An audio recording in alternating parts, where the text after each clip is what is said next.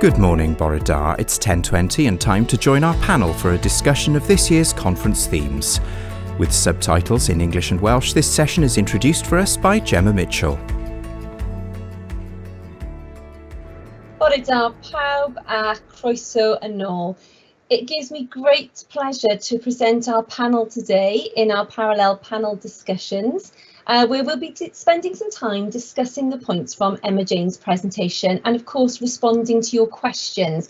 So if you have further questions about your entry to your career or about Emma Jane's presentation, please can you pop those into the Q&A now? We're really looking forward to seeing those questions. So on the panel today, we welcome Dr. Bethan Gordon.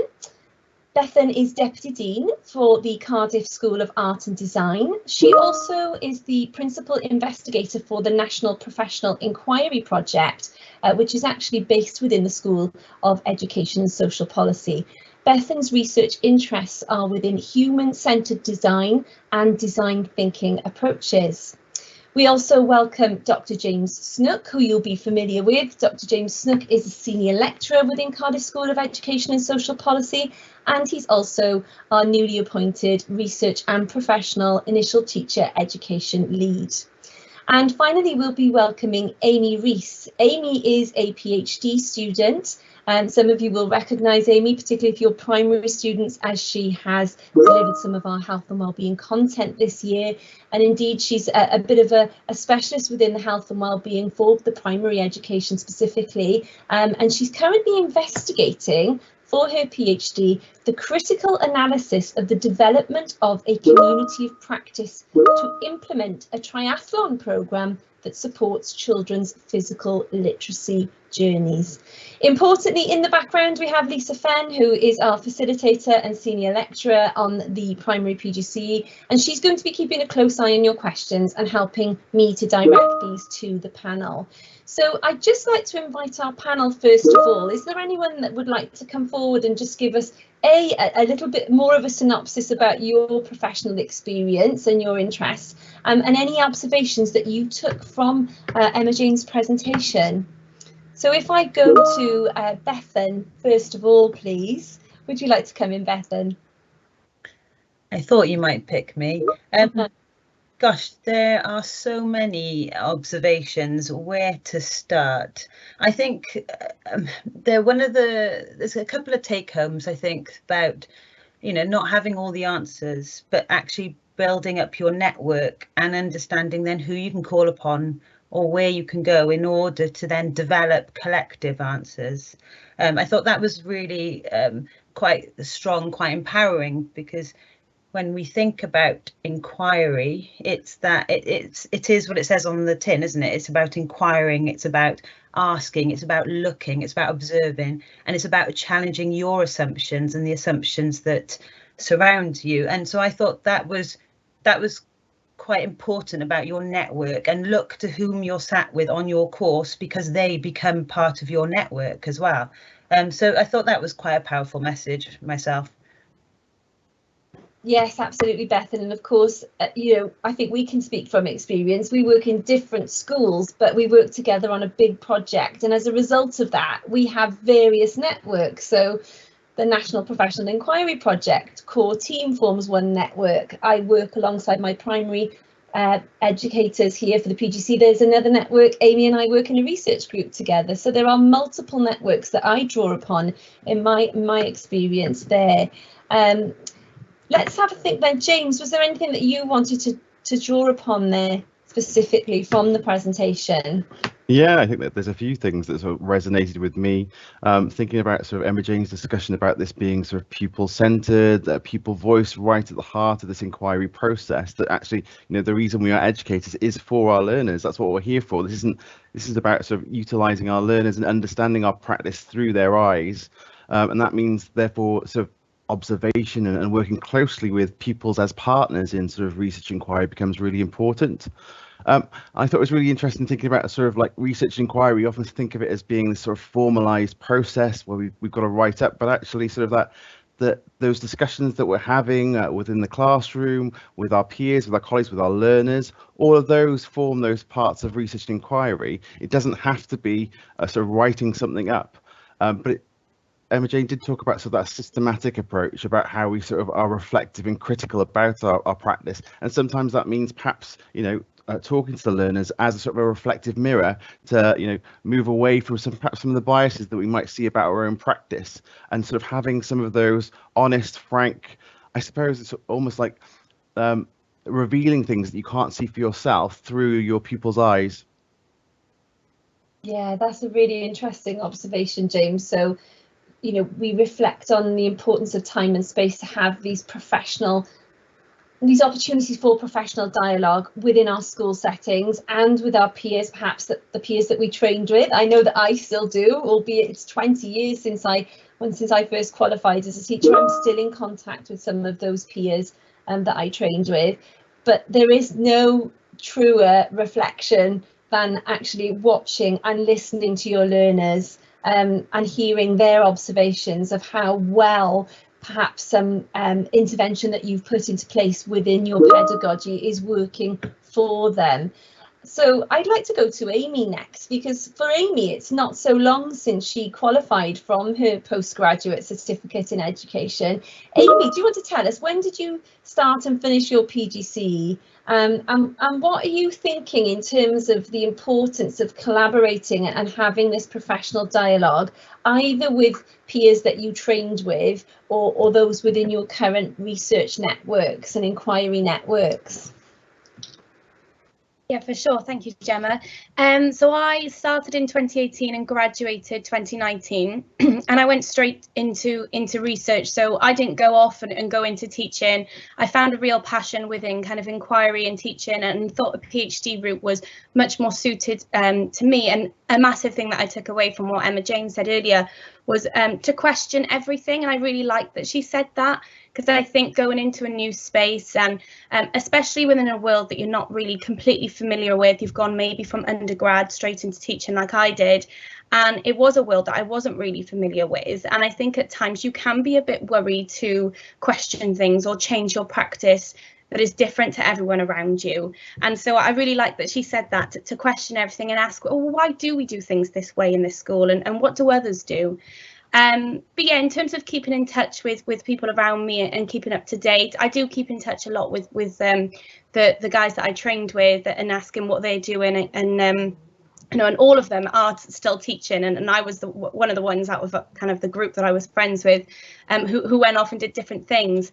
So it's really nice to still have that insight into kind of the practical world that is in teaching, and then I can take a step back then and see it from a research perspective, and keep up with that professional dialogue around school and around teaching, but through a completely different lens, which I think is really great.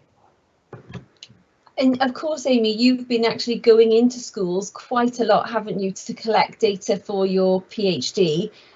So do you want to give us any golden nuggets? What have you learned about the way that teachers interact with their pupils in the classroom, with each other, in order to gain knowledge and to conduct inquiry, to take an inquiring approach to developing knowledge for learners and for themselves? Is there anything that you've specifically noticed?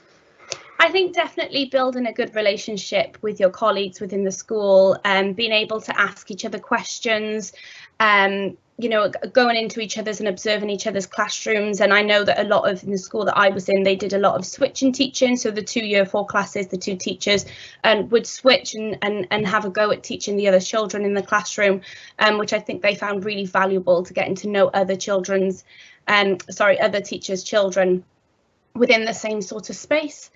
And I think definitely building a good relationship with your children to help get them to be comfortable to talk to you. And I did a lot of focus groups with the pupils in my school, and just building that good relationship. They had no idea who I was when I first went in, and so I didn't go in and start asking questions straight away. I just went and observed their PE lessons, just sat with them, helped them with some of their other areas of learning and experience. and just kind of made myself present within the classroom. And it took about 2 to 3 weeks before I even started to do any focus groups with them, before I felt that they were ready to be comfortable to start opening up and being completely honest with me as well about their experiences within physical education. So you've specifically drawn reference there, I suppose, to ensuring that you're enabling learners to feel comfortable, and that's of course what our student teachers now are very well versed and professed in doing. I see repeatedly on teaching and learning forums that the rapport that our student teachers build with their pupils is absolutely paramount within their practice. So all important before you start to really think about asking them questions. And of course you want to be able to provide time to engage with pedagogy and to actually trial new interventions and new approaches, and to give those interventions and approaches space and time to see if they are effective, and for the learners to build their opinions. I'm going to go back to Bethan now, because I know that Bethan works very, very closely with lots of different colleagues from a design and creation perspective. And I think you've got some points to offer on developing networks, Bethan. Yeah, thanks, Gemma. I was going to say, so I am a human-centered designer, so it's really, and it was James's observations about the learners, working with the learners, and what Emma Jane has said about putting them first, or as I would frame it, putting them at the centre of everything that we do. That made me think about the creative process that I'm engaged in, which the creative process has so many synergies with inquiry. In essence, that's your toolkit, that's your process in the teaching profession, whereas I would call it the design process. But actually, when we're being creative, in order to stimulate creativity, it's actually the observational piece, the looking, the watching, the wider reading, the networks. But not just, and Emma Jane said this, not just about the teachers that we work with, the school we work in, or the school we did a placement with, but sometimes out of the teaching profession. So Gemma, when you said that we've been working on the national programme inquiry process, NPEP, that actually the richness has come from our interdisciplinary perspectives. So an education and an art and design perspective, and those worlds colliding. And I would say that actually when you're looking for inspiration, when pursuing your inquiries, your itch, your observations and challenging your assumptions, look outside the discipline of education as well to see actually what can we learn from that? What can we pull in? What spaces happen elsewhere that we can actually draw upon and try and explore? Not verbatim, it's about elements of it. And that's how we actually broaden our thinking and our minds. So it was related to networks, but it's about networks beyond education as well that are important. Yeah, so we do that often in higher education, don't we? We take that multidisciplinary approach, and lots of the work that we've done on NPEP has been enabling teachers to work together across transition phases as well between secondary and primary schools. And of course our student teachers are fully engaged with cross-phase learning days, three of which they've been engaged with this year. So all opportunities in providing time and space to develop these networks, and it's really good to think outside of your field and your specialty. Certainly I would not have come across design thinking had I not been engaged with you, Bethan, which is very much, it started in the field of engineering, not in education, but has been really monumental in helping me to develop my practice. We've got a comment in the chat, I know, before I come to James, and perhaps James, you might want to relate to this, but there's this, I suppose that the discord perhaps between engaging in different types of inquiry, and how we disseminate the information that we find out within our classrooms. Emma Jane talked about the importance of writing things down in order to make sense of them. But of course, today is a research and inquiry opportunity, and this indeed is a type of dissemination that you might see within the education sector more frequently within the context of your schools. But a student teacher has referenced there about the fact that we repeatedly ask students to note things down, to help them to reflect. So James, I know that you specialise in, or you're very interested in teachers being autonomous and having this expertise over the learning that is going on within their classroom. Do you have any helpful pointers for our student teachers that would enable them to think about the way that they disseminate their findings within the classroom in respect of what's happening with learning. Because of course we're all different, we all receive information differently, we all reflect upon information differently, and when we put that out there for others to understand, we would prefer to do it in different ways. So James, any point on that, on dissemination or dissemination to help you reflect? Yeah, absolutely. I think what Emma Jane was saying about sort of reflection comes in many formats. We've talked about sort of those incidental conversations that we have at break time. We've talked about sort of those opportunities that occur in perhaps wider school meetings, but also there are things like journal entries. So learning journals as you're going through the process of being, you know, a newly qualified teacher, reflecting on some of those critical things that occur in your practice on a day-to-day basis that prompt your thinking. Because Emma Jane sort of talked about noticing and thinking about sort of things that occur with those learners that might prompt you to think in different ways, and especially in terms of your experience in different schools, that might sort of prompt a question or the series of questions that Emma Jane was talking about. You know, how could we do this better? So that might just be a reflection that you've noted down for yourself in some sort of, you know, journal. It might be a conversation that you've had, or it might be something more formalized. The writing process itself, through process of research, that is a reflective process. You know, you're talking to others, you're collaborating, you're drawing on other people's research to then inform your thinking, and your thinking might shift and change. But of course, your learners are at the centre of that process, and you're collaborating with them. So that sort of combination of bringing all of those things together can lead to, I suppose, a different perspective on the way in which you view your practice. I suppose in terms of thinking about sort of dissemination, that comes down to sort of like, it might be that you feel more comfortable just having a chat with colleagues, but it might be that you start thinking, well, actually I want to present some of my ideas in wider conferences, perhaps professional development associations like ITE, for example. You might have, you know, had a noticing within your practice. You want to share some of that with other teachers, and again, that might prompt or ring bells with other teachers that can sort of use that to inform their thinking. It may be that you start thinking about sort of collaborative networks of practice, getting involved in things like the NPEP project, for example, in your schools. You know, there's national sort of inquiry formats which are already present, and it might be that actually you set up your own forms of you know, inquiry with other teachers, cross department, with feeder schools, for example. If you're in secondary, there are lots of opportunities there to sort of embed these practices. Yeah, absolutely. You know, what I'm seeing a lot now, James, is that, you know, with the National Strategy for Education, Research and Inquiry, we've got not only NPEP, but we've got EIPP. We have schools that are just naturally undertaking inquiry collectively as part of their schools as learning organisations framework, and developing school improvement planning, self-evaluation and review. And indeed, even if that's not happening in your setting, as Emma Jane said, you are the master of your own classroom. You don't need permission to undertake small-scale, close-to-practice research that is there to inform you and your learners about pedagogy and how best to employ different strategies and interventions within your classroom. Yeah, you know, I think it's about finding those spaces, but also recognising that you have that permission, and you have that agency, and you have that autonomy as the leader of learning within the context of your classroom. So we are getting some questions actually about masters, and even though we've said, oh, this is coming a little bit later on, this is coming in the carousel of presentations at 11:10.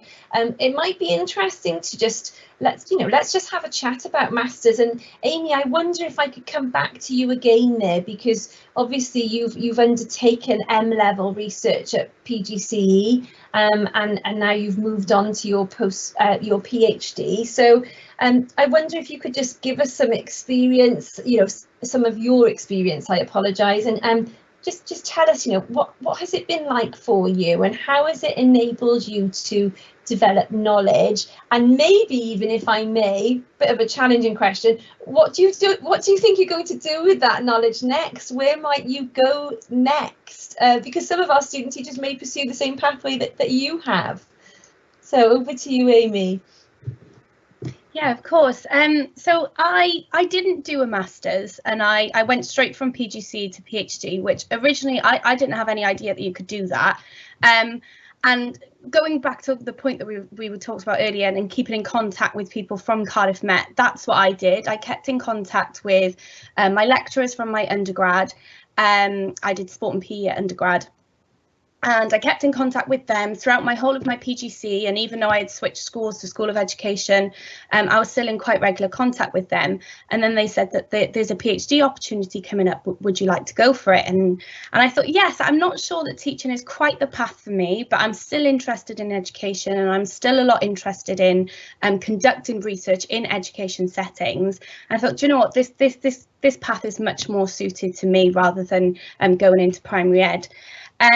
And so, yeah, I think I've learned a lot through doing the PhD, and a lot more than I would have known at undergrad level or even during my PhD, and just understanding the different connections out there and opened my eyes to all these different research groups that are actually out there internationally and nationally. So I think that's one of my biggest benefits of undertaking a PhD, is just being exposed to the masses of networks that's out there and the work that happens in education that you don't see when you're in school.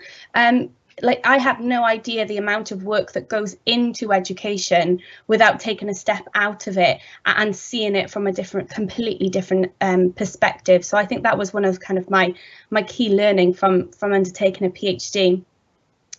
And throughout kind of the process, I've learned how to engage in research that is on a much bigger scale than I had realised that doing an undergrad dissertation. I really enjoyed doing my undergrad dissertation. I know some people don't enjoy doing their undergrad dissertation, but I actually really did enjoy it. And so being able to do something like that on a much larger scale was really exciting for me, I think, and going into school and working with different stakeholders. So I'm not sure if Gemma had mentioned in my introduction, I had worked with local authorities and a national governing body, and even just gaining that experience of collaborating with other stakeholders has been really invaluable for me in terms of kind of a career progression as well. So do you know, Amy, what the next steps hold for you after you've completed the PhD? Have you decided yet? I never like to give myself a plan because I think it always changes. Because when I was on my PGC, I thought, yes, definitely, I want to be a primary school teacher. And that completely changed because halfway through I thought, oh, it's not quite for me, I'm going to go down the research route. I think for me, I'd love to go work in higher education and continue research within kind of the primary school education, health and well-being, and stay within higher education settings. Great. It's so important to recognise that our plans change, don't they? Sometimes things happen that are beyond our control, and it's important that we are able to be reflexive to that as well. We've got more queries coming in, one of which I'll direct to Bethan in a moment, about the timing of doing more postgraduate study, and just, you know, as a personal example, student teachers, I started my MA 3 years into my teaching career, and then finished my postgraduate diploma, and not wanting to finish it, wanting to finish the masters, but ended up with a postgraduate diploma in the first instance because I got married and I started a family, and then had a 10-year break before coming back to Cardiff Met to do my master's dissertation and then follow up with further research engagement. So, you know, we can look at Amy's pathway and we can look at my pathway, and indeed Amy is further ahead on her postgraduate study pathway at the moment than I am. I'm hoping to start my doctorate study in September, and Amy's much younger than me. So the point I'm making is, it doesn't have to be, you don't have to pursue a formal pathway, but clearly lots of you are interested in doing that. And if you are interested in doing that, then there's not a typical pathway as such. You need to be able to adapt that to suit your career and your life and whatever else is going on, but it is achievable. You know, if I did it with 2 children, and I know others have done it with more than 2 children, it is achievable, certainly. But Beth, and I wonder if I could come to you, because we've got this query about someone considering doing a master's in health psychology, and they're asking, would you recommend going into this straight away, or maybe riding out the NQT year and seeing how that goes? I'm just thinking, with your strategic hat on here as Deputy Dean, not to put you under pressure, but, you know, is there a right or wrong answer to this question? What can you advise someone in this situation?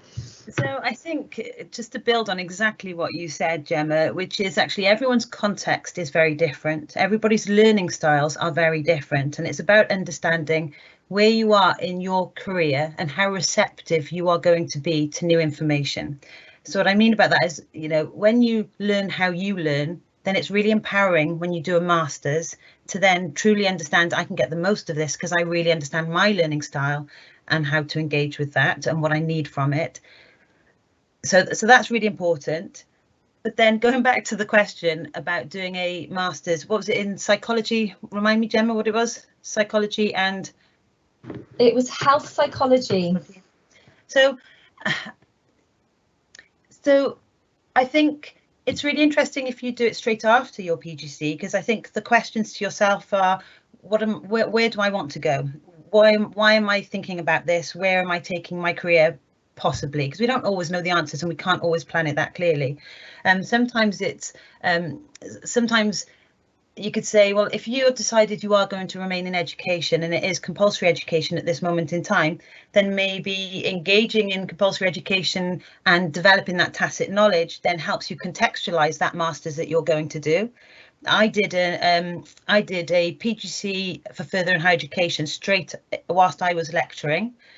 I then went and did an MSc in multimedia, and now I look back and I think, although it served me well, actually it served me very well to help my PhD, I was thinking, oh gosh, I wish I did one slightly differently. You know, maybe I ran at it too quick and I might have taken advantage of a slightly different master's. So I'm not helping you much here, because you may one day think, well, actually, I wish I did a master's in leadership. So I think only you know what you want to get from it and what you're doing with it, and only you can really then decide whether an MSc in a slightly nuanced discipline will definitely benefit your teaching 100%, and it will benefit you with inquiry because you'll develop those research skills which you develop on a master's. But there is no right answer here, I would say. I think it's a self-reflection piece. But I think going back to the whole master's full stop, I think the fact that the national programme you can do within 3 years, I think that's quite good. I think that's quite telling that that's been developed 3 years in. But you will know your context of, your family position or your, where you're at. Sometimes if you run at it, it's best to get it out the way, isn't it? Whilst you can. But if you have a family at home, then you've got to juggle that. But I say there's a lot to be said about doing a master's a couple of years in, so you have the tacit knowledge and the practice-based knowledge that you can contextualise within that. That's really sound advice, Beth, and I should apologise for directing a really tricky question to you where it's very difficult to give an exact answer, but wanting obviously to acknowledge the question and to draw that out within the session today, because it is difficult, and I certainly didn't jump into an MA even though it was something I was always going to do. Unbeknownst to me, really, I didn't fully understand why I wanted to do an MA. So I think that would be a really good starting point. If you're thinking about it, why is it that you want to do it? Because hands up, I entered my MA study without really knowing why. It was just something that was a box I felt that I needed to tick. Having said that, I certainly don't regret it, but I am glad that I took a few years to just engage with my newly qualified teacher status and my mentor whilst in school before embarking upon anything. And I don't regret taking a break because of other things that were going on at the time for me as well. It's all about priority. Knowing yourself is important. So I really like the fact that you picked up on that, Beth, and knowing and understanding how you learn. And I've learned a lot about myself through engaging with research and inquiry, not just at a postgraduate level, but through research and inquiry with my colleagues here and with my colleagues in school. Yes, it's enabled me to be very reflective and learn a lot about myself. I now know that I'm really good at creating ideas and having conversations, and what I find really difficult is finishing things off. So I have to plan effectively for that. And for some of you, you might be sat here thinking, well, this is all very well and good, and we've addressed these queries that are coming in here that are, talking about further postgraduate study, but I am not ready for that. Emma Jane mentioned earlier that perhaps you might be feeling at this point, I've done my postgraduate certificate in education, and for now, all I want to do is just go into the classroom and teach. But of course, what is required within our profession is that our teachers are now research informed and research engaged. That's part and parcel of your professional standards for learning and teaching. I don't need to say that again because you've heard us say it enough this year to you. But I wonder, James, if I could come back to you and just help us to recontextualise this research and inquiry and the engagement with research and inquiry in that close to practice research.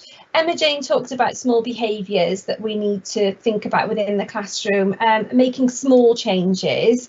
Have you any further points or advice to offer our student teachers that don't want to pursue a formal pathway for further postgraduate research, either ever or at this moment in time, so that they can become more research engaged and research informed? And perhaps you might even want to touch on why. Why would they need to be research informed and research engaged? James, anything to offer there? Yeah, absolutely. Just thinking about that, the position you're at currently, you've started to engage in research on the PGCE, and that's going to continue into your practice. So it's put you in a very good position in terms of having a go at engaging with practitioner research.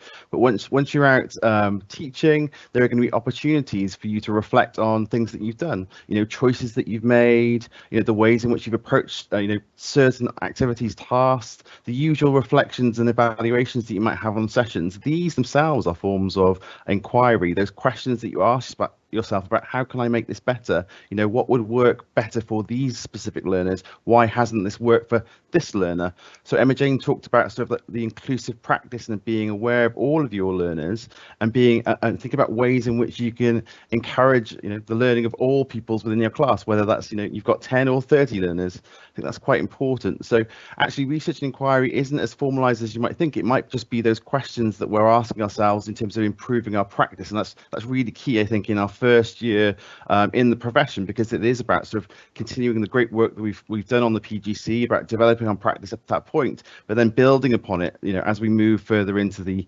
career. So if we're thinking about that becomes about noticing and getting to know your learners and working with your learners more closely, but really being aware of who is in your class and what those needs are. So as we said before, it starts with the learners. That's the place to start. I sort of wanted to sort of jump in and interject earlier. We were talking a little bit about sort of like school improvement plans, departmental improvement plans, the challenges of things like, the inspectorate. And often you're going to be faced with tricky situations, I suppose, tricky conversations about areas that you want to focus on around sort of your pedagogy that might not necessarily be appropriate to learners in your class. And you might have to make some difficult and tricky decisions. I mean, ultimately, we talked about that moral purpose, the importance of your practice to enhance your learners. You know them best. You're going to become experts within their learning. So if you're asked to sort of, put together a pedagogical approach that's not appropriate, you should feel empowered to say, actually, I'm going to do something different. And these are the justifications, these are the reasons why. And it's that underpinning justification and rationale that, again, is another form of inquiry. So the fact that you know your learners well, the collaborative networks you've made, you've talked to other people about what they're doing, you've made specific judgments about how you're going to sort of support the learners in terms of their development, not just based on sort of narrow attainment outcomes that might be sort of suggested are the most important. It might just be small things, small behaviours within your class that you want. It might be that you've got a learner that constantly comes in, they won't take their coat off, they won't speak to you. It might be that over a period of time you've helped to enhance their social and emotional communication skills, etc. It doesn't necessarily have to be sort of attainment. So going back to thinking about sort of how you could do that, well, there's something here about those collaborative networks. Again, working with the people that you already know. I mean, you've got a wealth of experience from the PGC, wealth of sort of contacts, maintaining those across spaces. So again, using the collaborative WhatsApp networks, keeping in touch with people in, easy ways, discussing your practice, having those open conversations, catching up with people, coming back to the university, having a chat with us. We're here to sort of support you and discuss. I think it's those incidental things that actually form the really important areas of research inquiry. It doesn't have to be formalised.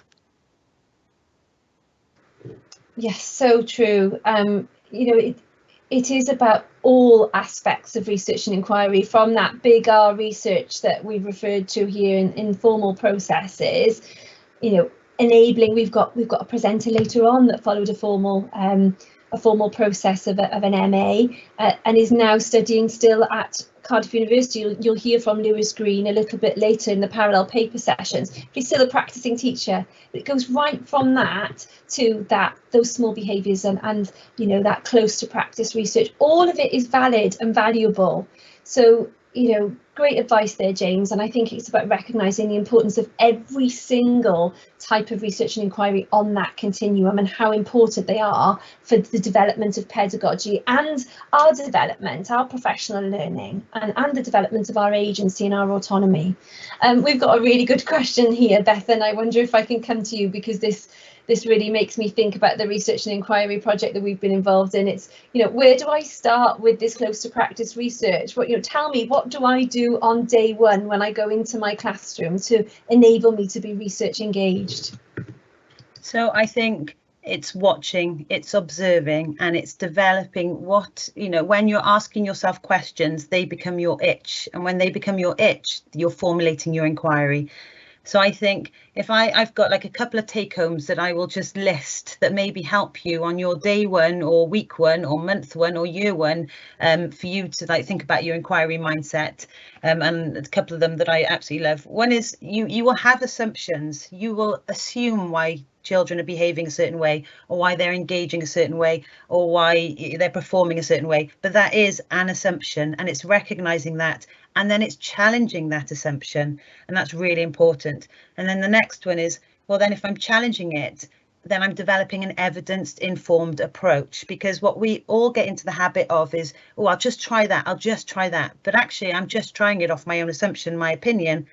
And actually, that's potentially not healthy, because my worldly views are only so worldly. So it's really important. It's an evidence-informed approach.